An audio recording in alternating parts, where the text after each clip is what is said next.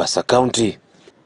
Constructed in 1963, and it is very old, and the accommodation is about 1 vessel.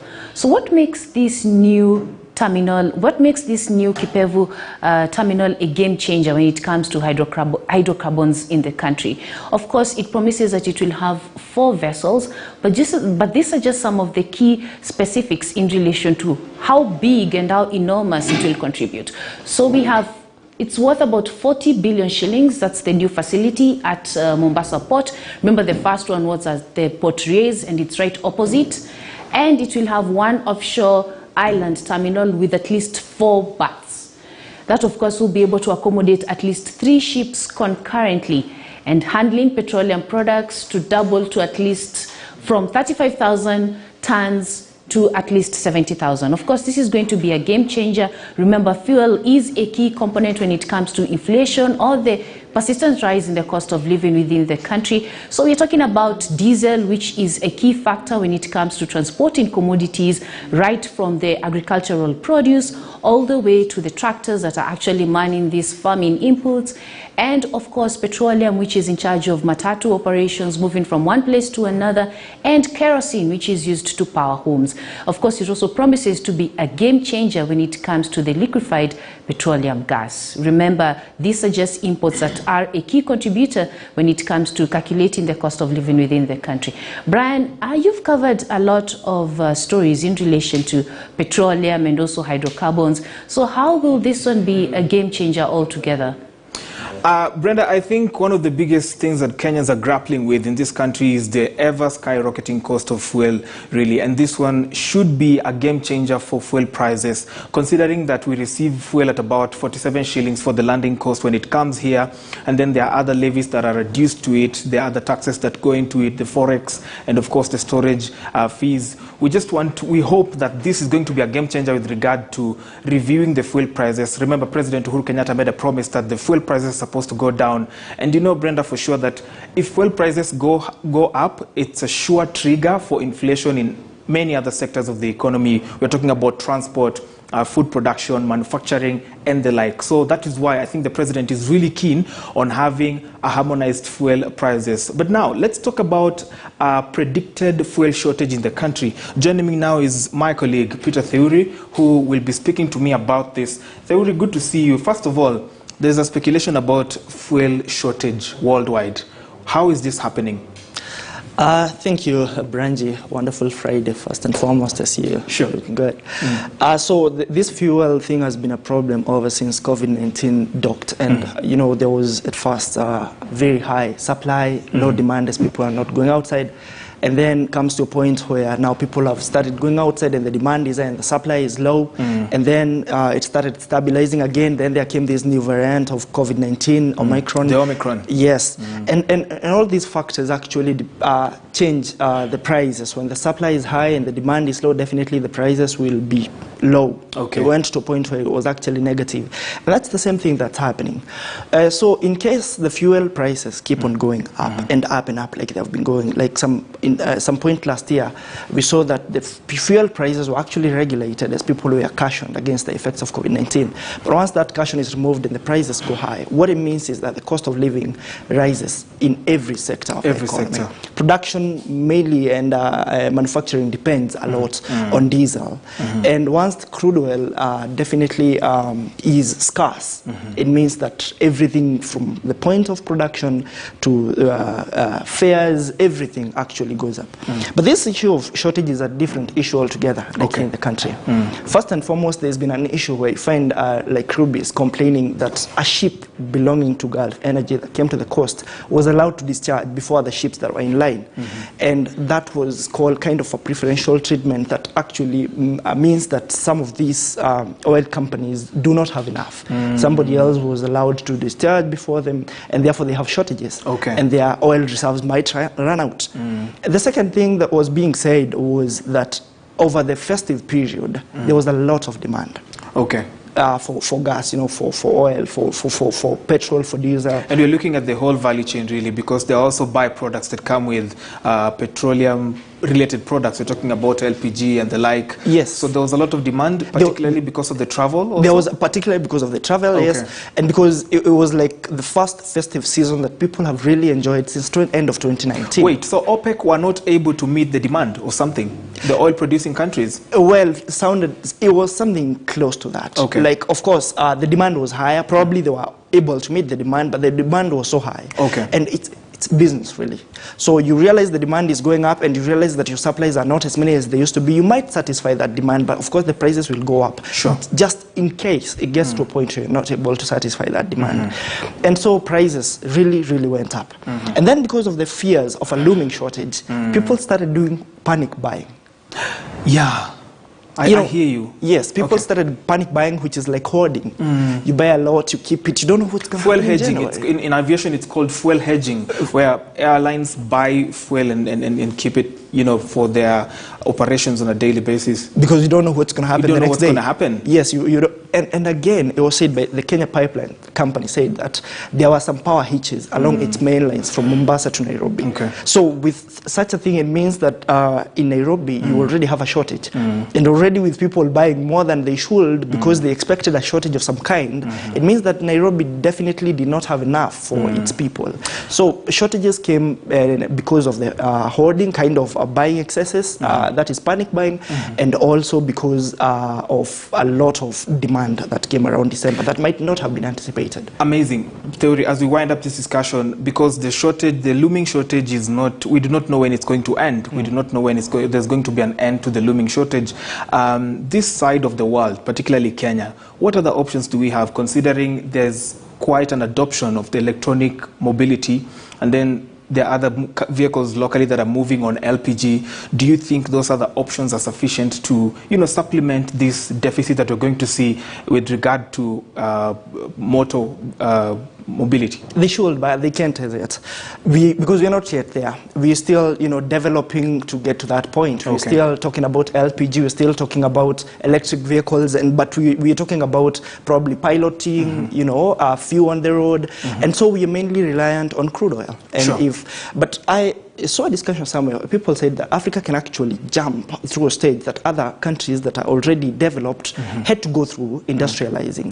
For example, we did not have to go through, landlines, everybody using a landline. Some of us jumped from no phone to the mobile phone. To the mobile phone, yeah, so exactly. In the same way, we could find that in the next generation, we don't have to experiment with everything. As it's experimented out there, we might be beneficiaries of a very fast transition into electric cars and LPG vehicles in such a way that in the future probably shortages in crude oil. And solar power, solar and wind power, do you think that is an option? Because again, remember, there's also the issue about production and manufacturing. Yes. We are not just talking about powering powering locomotives and mobility. We're also talking about production that is taking place in the factories and the like. So do you think solar power is another option? It is viable, extremely viable. We have enough amount of sunshine. We have enough amount of sunshine.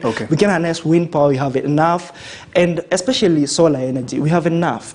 We can harness it, but we are not harnessing it yet. There are a lot of issues around that. I was reading a story where they say probably some people claim that they are cartels that try to ensure that we continually keep on using crude oil because they benefit which is from also it. expensive. Which is also very expensive and also is environmentally taxing. And so we have the potential, we just have not harnessed it. And its potential we can harness and never again worry about crude oil.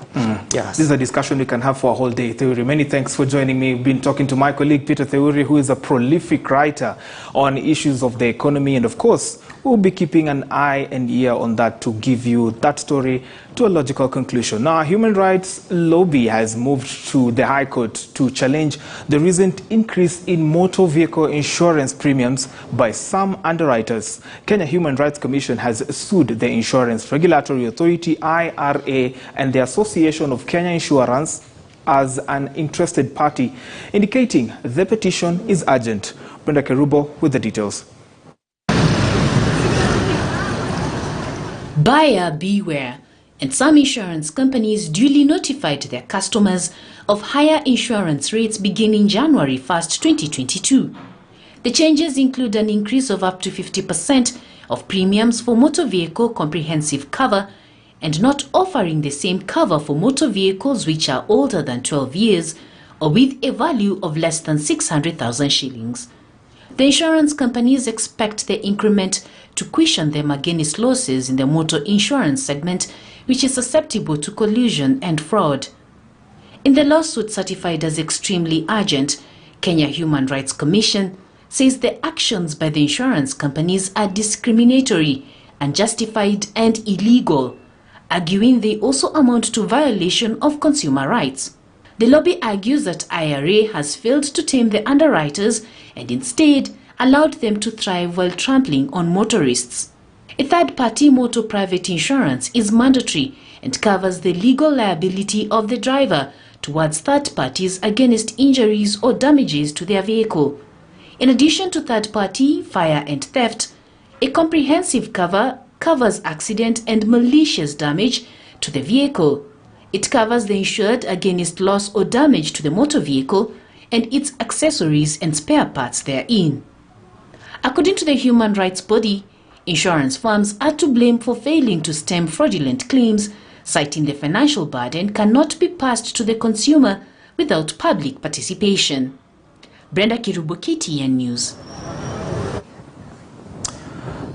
Well, Brenda, this topic really, or this issue is before the courts, and we want to speak very reservedly on this one, but are we going to see an end to this contest? Because the IRA says, you know what, insurance prices have to go up by 50% or even more, and there are now lobby groups that are coming up and saying, you know what, this is way too much, we could reconsider. Talk to us about the impact this is going to have on, you know, insurance in the country really, and then if we're going to see an end to it, or what other solutions are there going to be?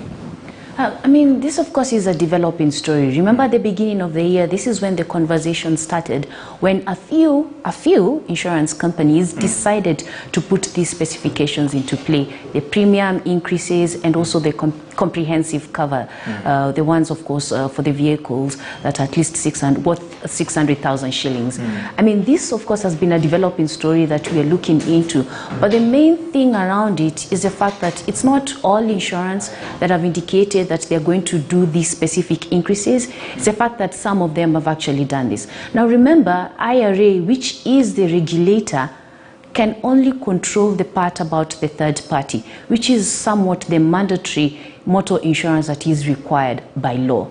But the other one for comprehensive, I mean, insurance companies can actually play around it and they can put whichever figure they have into play. Now for the human rights, they are arguing that there were no public participation in relation to this. A very worthy argument. Yeah, hence why, you know, they've gone to court and said, you know, they shouldn't have done this, they should have consulted us and they need to give us a way forward or actually revert to what was there before. But insurance companies have been facing a lot of fraudulent claims when it comes to motor insurance.